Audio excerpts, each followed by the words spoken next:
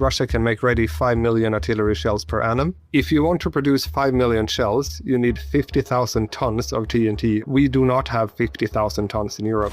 We will measure our success not only by the battles we win, but also by the wars we end. Right now, all eyes are on Washington.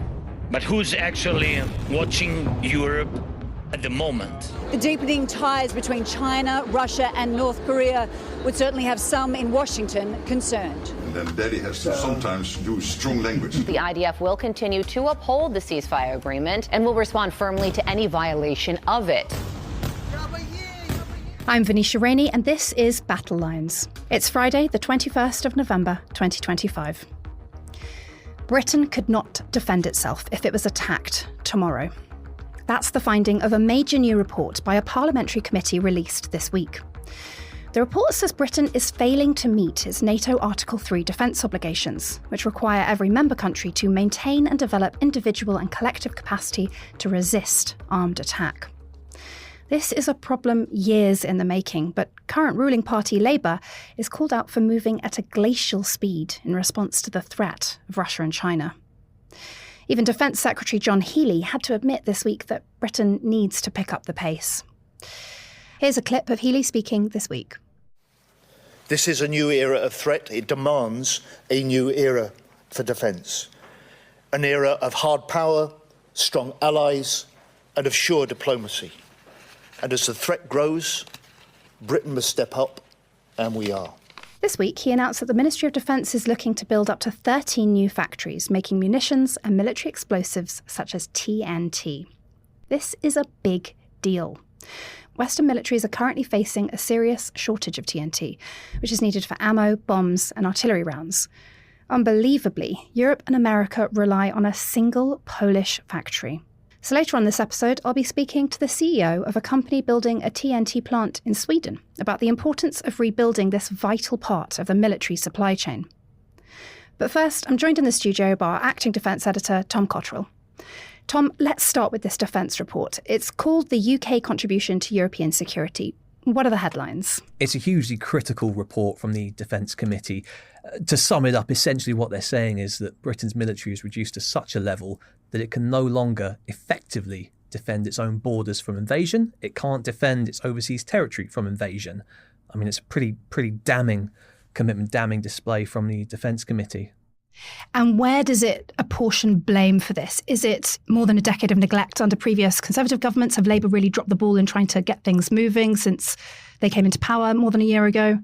So it's a combination of factors. Obviously, the Defence Committee's a cross-party, so it's got MPs from all colours of politics. Yes, there has been 10 years of neglect. We've seen a shrinking military. But what the Defence Committee said in their latest report was the fact that there's this kind of glacial movement by Labour to try and get new equipment. Defence sources I've spoken to, certainly in the industry, have said that, albeit having the commitment to invest billions of pounds more at some point into the military is great. However, there hasn't been the purchase of equipment that's essential to update the military. There hasn't been a real drive to boost more military numbers. And the Defence Committee were pretty critical towards Labour, saying, look, you guys are acting far too slowly in bringing out new policies and bringing out new equipment to try and build back our military. The Strategic Defence Review was delayed month after month after month, finally came out early this year in April. Was there a sense that not enough has been done to pick up on the back of that? Or have we not really had enough time for some of those recommendations to be brought in? Is this the kind of thing where, I've used this analogy before on this podcast, but like moving an oil tanker, it's slow and it will take time to course correct? Yeah, I mean, there are certainly a lot of complicated factors that come into kind of defence procurement and sorting things out. Obviously, it's a new government coming in. But again, Labour have had more than a year in power already. And defence officials are quite blunt with the assessment, saying things are going far too slowly. They want to see more projects being built. They want to see a better number of kind of tanks and heavy armour, more drones, more equipment coming into the military to kind of revamp it. And they're saying that there is just this real kind of sluggishness to Labour when it comes to kind of delivering that. A lot of that feels, I think, probably fairly obvious to most of our listeners. We've covered this issue repeatedly over the course of this year. Did anything surprise or stand out for you? I think one thing that really kind of gripped me, and I've made a quote of it because it was a very disturbing quote, I feel, is the fact that the Defence Committee said that the public wasn't necessarily overtly aware of the threats that Britain is facing. And frankly, I'm going to quote this because it's incredibly sobering. It's from Professor Peter Roberts, who's a top military expert at RUSI. He was kind of looking at the air defences that Britain currently has, the integrated air and missile defence, which the Defence Committee said was lacking. We don't really have much, to be frank. And what he wanted to try and convey is this kind of the threat that the public now faces. And he said it in very blunt terms. So he suggested that there's been no political will to make the difficult decisions or to be honest with the public and say, we're not going to stop missiles coming from hitting you. A set of you are going to die. Hospitals are going to go under and you will be without food, water, sewers and electricity. I mean, listening to that, that's sobering. That's the idea of these kind of missile strikes that we see kind of day in, day out hitting Kyiv, or the previous ones you saw hitting Israel. Frankly, what he's saying is we're not ready for that. The government need to get better at communicating that. And the Defence Committee suggested that really what we need to do is have a national conversation that's involving Keir Starmer, giving a daily or weekly update on the defence situation, the kind of threats we face. In your work as a defence editor, the world that we sort of inhabit, and it's true also here on Battle Lines, people are aware of that threat and think it is serious. Do you find yourself speaking to people, perhaps in your personal life, where you're like, we could well be at war with Russia within the next 5 years, and they're like, no, that's ridiculous. How significant is the work that needs to be done to convince the general public, do you think? I think there is a sizable step up that needs to be done. Yeah, obviously, our readers, they're pretty well informed when it comes to defence matters, but I think the broader public might not necessarily be that well informed. You know, a lot of them tend to get their news from social media, which can be slanted. And I think we do really need to kind of illustrate the fact that, you know, we are close to being on a war footing.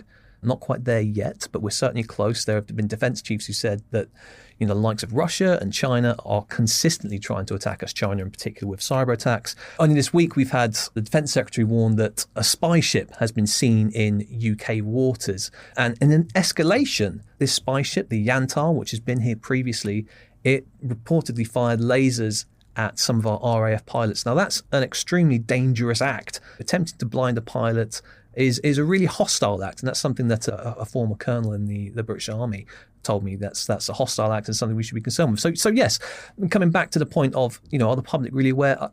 I think there does need to be more communication to really kind of hit home and hammer home the point that we are facing a really critical moment. And it's kind of this, people I've spoken to, defence chiefs I've spoken to, have kind of almost suggested this is like a 1938 moment, you know, the kind of years before the Second World War kicked off, where we were resting back on our laurels and not really preparing for the kind of horrors that were to come.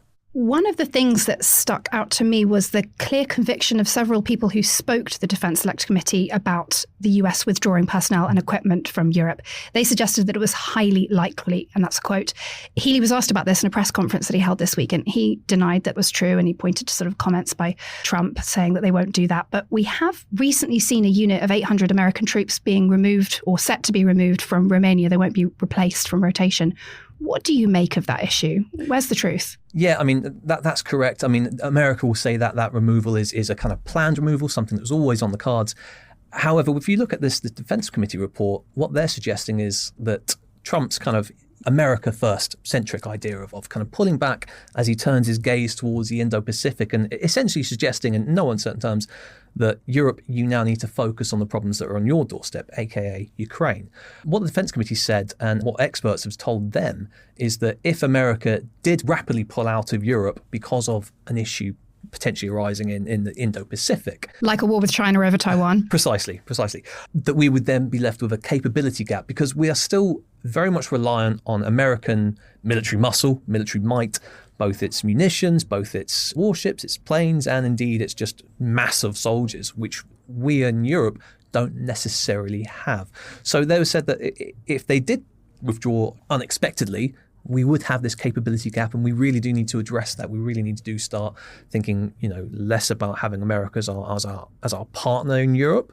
We need to start thinking more about our own European defence, and that means boosting our militaries, boosting our capabilities, and working closer together as a kind of European force to try and secure our borders here. Were there any bright spots, any gold stars appointed in this report? To be blunt, probably not. No, not really. It was a highly critical report. It was more of a kind of call to action from the Defence Committee to Parliament, 2 MPs to say, look, we need to do more, we need to do it faster. We're still waiting for the SDR and everything that comes from that, and then to work out how much we're going to get from that. So, yeah, there didn't appear to be that many bright spots in this report. What's the response been from government, opposition and other key military figures? The Tories have obviously come out. So the Shadow Defence Secretary James Cartledge, he told me that Labour, essentially they've been resting on their laurels. They haven't acted fast enough. He says absolutely more needs to be done. We have to take that slightly with a pinch of salt, considering the Tories were in power since 2010 and were very much a big driver of the military. So, a pinch of salt must be taken. Under their reign, we saw our army shrink from 100,000 or thereabouts in 2010 to, just over 70,000 now, which is the smallest it's been since the Napoleonic Wars of the 1800s. So, yeah, pinch of salt. They said more needs to be done. Labour needs to act faster. And how did the government respond? The government says it is doing things, it is driving, it is delivering for defence. They put out their SDR, which commits billions of pounds more into defence. Admittedly, it comes back to the speed of it. So they're going to try and raise the amount that we spend via GDP to 2.5% in April 2027. Close, fine. And they've also put a commitment in to try and raise up to 3% over the next decade by 2034. But equally, the main issue that a lot of defence chiefs are worried about is the speed and pace. Where's this money going to go? Likewise, the Defence Committee said there's a concern over this kind of defence inflation, the idea of you might get money coming into defence, but inflation then absorbs it and sucks it up. So how much actually comes into defence? Well, we don't know yet. But look, they are doing things. Labour is pushing forward. Only last week, John Healey, the Defence Secretary, he announced a bold new programme which will see 13 new munitions factories being built right away across the UK. I can announce a new programme to build the factories for the future. 13 potential sites to manufacture the munitions and explosives, with construction and diggers in the ground set to start next year. 1.5 billion of new investment in this Parliament, creating over 1,000 new British jobs. To rearm Britain, to renew our industry, to raise the warfighting readiness of our armed forces. Important to note, yes, he said that. Yes, he said there's a £1.5 billion commitment for this. However, this is only just 13 sites that have been identified. We still need to find people to man those sites. We still need to find factories to be built on those sites. And that in itself is probably going to take, well, Labour have said, at least over the next year, it will take until ground is eventually broken on the first of these factories. So again, it's not a very quick pace, but I can kind of understand that trying to build new factories and trying to get that all running does take time. How significant is that announcement? We know that Western militaries are facing a shortage of TNT. There's only one factory in Europe that produces it. And I think the US relies on that factory as well for 90% of its military-grade TNT. We are facing this growing, increasing threat to the UK, the potential of war. Germany says that in the next 4 or 5 years, for example, they're predicting there will be some sort of conflict that will be involved in. Militaries over here have said similar things. Having a sovereign UK based factories which could produce our munitions, our explosives. That is a good step forward. That is something that's needed, something that's been identified a long time ago, but is now at least having the kind of first steps towards it being addressed. Fine, that's good. I mean, we do have factories that can produce armaments. We can also, as a NATO member, rely on our NATO allies to share those armaments. But again, it's about this idea of, do you have enough sovereign capability at home if war takes place, like we did in the Second World War, building our own planes, our own tanks, our own munitions factories? Do we have that at the moment? No, we don't. Will we have that in the future? Possibly, yes. Tom Cotterill, our acting defence editor, thank you very much for joining us on Battlelines. Perfect. Absolute pleasure. Coming up after the break, how a Swedish company is hoping to rebuild Europe's military supply chain of TNT.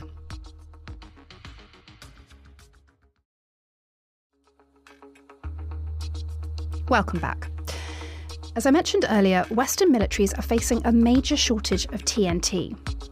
Now bear with me because I'm going to try and pronounce this. Trinitrotoluene is used to produce most explosive weapons, from artillery shells to bunker buster bombs, so it's essential. But it's also been hugely in demand in recent years as a result of the wars in Ukraine and Israel and Western military support for those two countries. Now Europe only has one TNT factory left, that's Nitrochem in Poland. And that same factory supplies 90% of America's TNT as well. Other major producers include China and Russia, but for obvious reasons, they're no longer options for the West.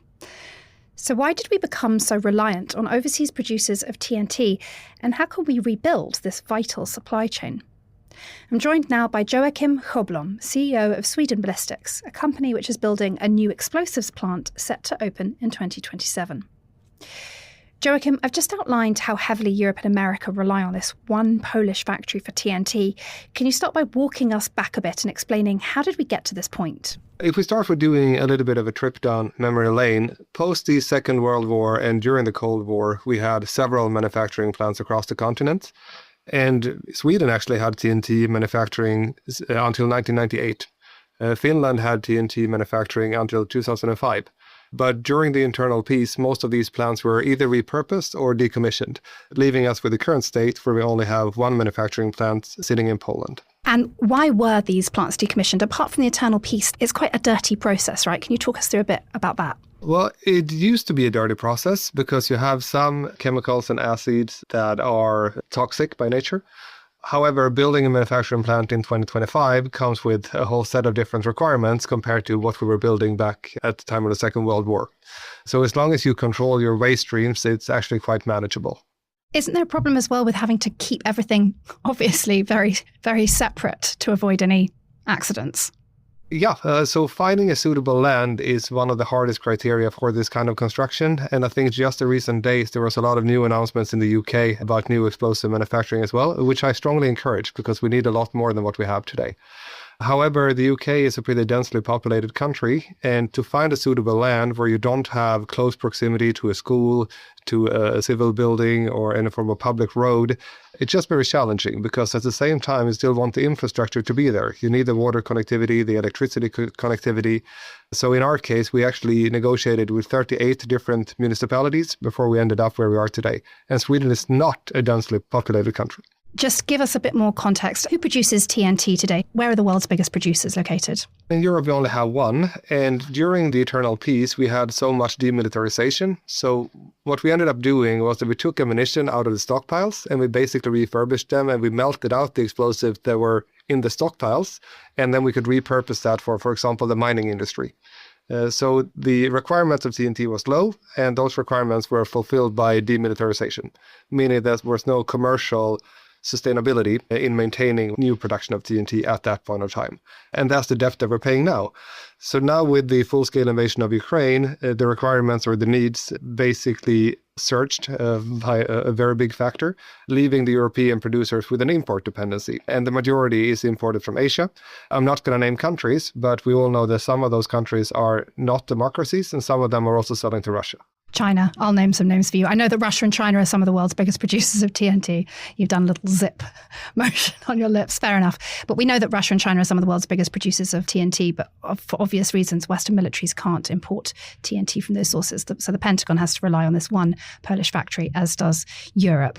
Tell me what Sweden Ballistics is proposing as an alternative, and how long is it going to take to get your factory up and running? This is all about security of supply at the end of the day. So the realization that has happened both on a political level and on a military level is that if there is an increased readiness or even a state of war, we cannot rely on Asian supply chains. So if we should be able to maintain production at the time of crisis or in the case of war, we need to make sure that the full supply chain, including the raw material and each of the components, are sourced close to home. So you can see this within the EU's program called Rearm Europe, 800 billion euros. We can already find a requirement that if you want to use that money, at least 65% of the components should be manufactured within the EU. So that's a very clear indication where the political angle is heading, that we want to move manufacturing for defense back into Europe. And we are basically playing on that game. So my background is software and technology. So I've been building ventures for the past 15 years. I started this business at the same time as Sweden joined NATO. And by doing so, I spent a lot of time with the politicians, with the armed forces, with the manufacturing industry to basically find where are the bottlenecks in European production capacity. And the access to energetics was one of the recurring themes. Energetics, can you just explain that for our listeners? Well, energetic materials, more commonly referred to as explosives. You have quite a wide range of different energetics. So TNT is quite frequently known, but you also got HMX, RDX, IMX, PBX, a lot of beautiful abbreviations for different kind of explosives. And there's shortages of some of those other explosives too, right? I've seen that RDX is in short supply.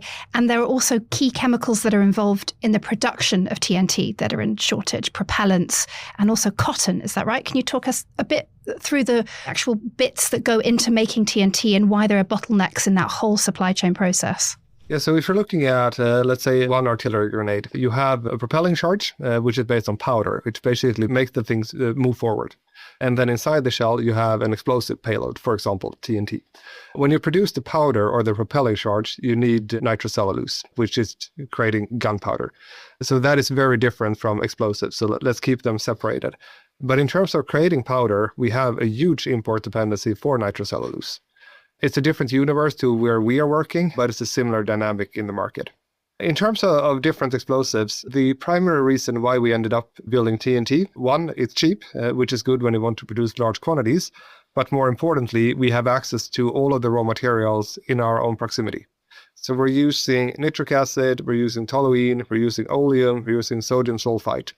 All of these are either produced in Sweden or around the Baltic Sea. So we actually produce everything within a radius of 550 kilometers. Did you receive much pushback with this plan, or have you had a lot of government support? The political direction is very clear. So Sweden recently adopted a new defence industry strategy. I know the UK did a similar thing. And the direction is quite clear-cut. However, there is lead time from when the political decision is taken until all of the affected authorities actually implement and start to act differently. So I think we are in the middle of this transition now. It takes time to turn the tanker, but we are heading into the right direction where you have that kind of political support. There have been lots of announcements from other countries that they're trying to build factories. You mentioned the UK is identifying sites to build them. The US awarded defence manufacturer Repcon USA a massive $435 million contract to build an army-run TNT plant in Kentucky last year. I know that the Finnish Defence Ministry is also trying to build a plant. Is that useful? Is that welcome? Or is that competition for you guys? No, it's more than welcome. So if we refer back to that British report that was announced earlier this year, it says that Russia can make ready 5 million artillery shells per annum. 3.5 is newly produced and 1.5 is either stockpiles or donation. If you want to produce 5 million shells, you need 50,000 tons of TNT or TNT equivalent. We do not have 50,000 tons in Europe. Our plant will produce 4,500 metric tons. So easy calculation, you will need 10 of our plants if you want to match Russia. 10 of your plants if you want to match Russia. How has Russia managed to scale its capacity around the supply chain so quickly and Europe has not? Well, you're touching on one of the root causes for the issues here is that we're not playing by the same rules. So we adhere to the democratic process in terms of the environmental permit, the development and the building permits. And in many cases, it can take years for us to just achieve the necessary approvals. While Russia, they can raise a new plant within a single year because they don't follow the same rules. So would you like to see fewer regulations, environmental regulations that have done away with for this kind of defence critical infrastructure? It's a very hard question because my ethical values is that we need to care for the environment, but of course we also need to care for all of our safety and security. I think there are very good pragmatic middle grounds that we can utilize. So one easy example is that in Sweden, you need to obtain your environmental approval before you can start building. One example would be that you need the environmental approval before you start manufacturing, because that's when you start managing explosives and dangerous assets. As part of the construction phase, there is very limited risk to the environment. So could we just run those processes in parallel instead of in sequence? We would save a lot of time. Why aren't we restarting TNT production in factories that used to exist? There are many reasons for that. One of them is the access to knowledge. So even the companies that did produce TNT, that's 30, 40, 50 years ago. So that competence does no longer exist in-house. We should also recall that the manufacturing process 50 years ago did cause a lot of pollution to the environment. So these sites are most likely in high need of sanitation before you can repurpose them. If they are not already repurposed, well, hence the land is already utilized. If there are decommissioned plants which have a suitable land, I think it's a very good option, but there are not so many. How can the authorities improve the chances of success of projects like yours? We touched on the permitting thing. I think you need to strike that beautiful balance where you still care for the environment and the surroundings, but you increase velocity of development. The second one is financing. So the predictability with the current order purchase pattern, for example, the British Armed Forces. I don't know the horizon for how long they place orders for example, ammunition. I know several European countries call for ammunition on a 3-year contract. If I only have a 3-year contract, it's hard for me to carry the financial risk. It can be several hundred millions of pounds going into raising a new plant. If I should take that capital risk, I would need predictability. And the third one is the supply chains. So from an EU perspective and from a NATO perspective, we need to make sure that our producers actually utilize local supply chains. Because even if we have the capacity to assemble ammunition, we cannot rely on Asian imports. And this goes for electronics, where we have the dependency on rare earth minerals. It goes from powders, where we have the dependency on nitrocellulose. And it goes for energetics, where we also have an Asian import dependency. So permits, financing, and making sure we have local supply chains. If we achieve those, we're going to be in a much better state.